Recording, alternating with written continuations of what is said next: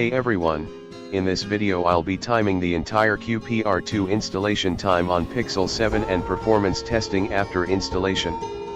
The entire installation took 30 minutes to complete the process. I've used screen mirroring and cut few portions of the video involving idle black screen or other app notifications. You're free to skip the video to next section, that is post-install performance testing using GeekBench 6.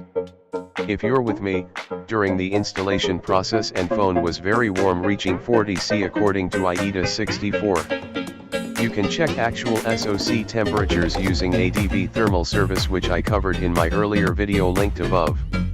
If you want the short version, the actual temperatures are 10°C higher than AIDA 64 including SoC, modem and tensor processors. You can watch the sped up installation process, and I'll pause my audio until the install process is done.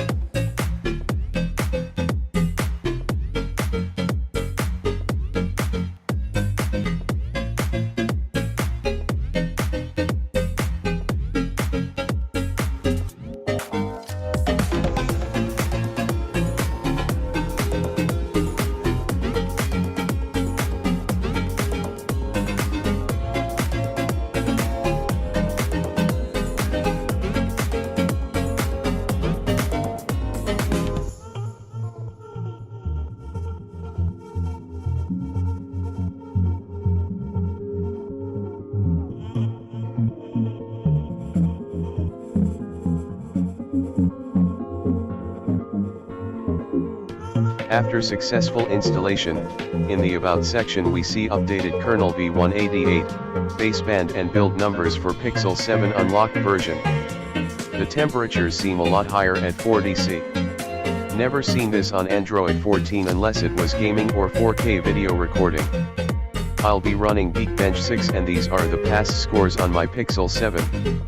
I'll run the benchmark and let it complete.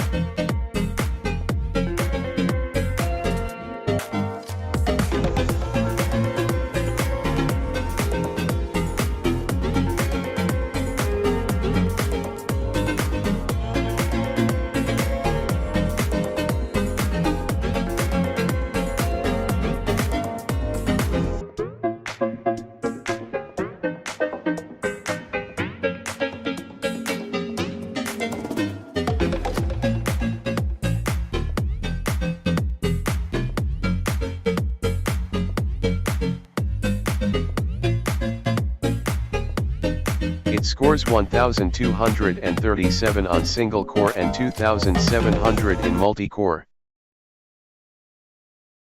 It is lower than expected from my best run on Android 14, but better than February scores, and device thermals are quite high. I'll run ADB Background Optimization to rule out any optimization issues with ODA update. I'll link the video which has the ADB commands.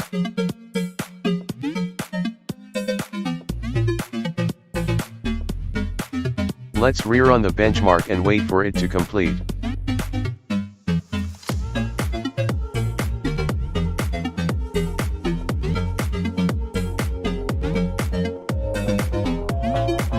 The scores are the same. So, device performance is more or less remain unchanged, with the twist being higher thermals than usual, that is, below 35°C. At the moment not seeing any issues with network connectivity including Wi-Fi and 5G. Also, not seeing high battery drain while idling and under usage. Overall, the update contains several security fixes for bootloader, SoC, modem, and audio. Do let me know if you're experiencing higher than usual thermals or significant battery drain or reduced performance after the update.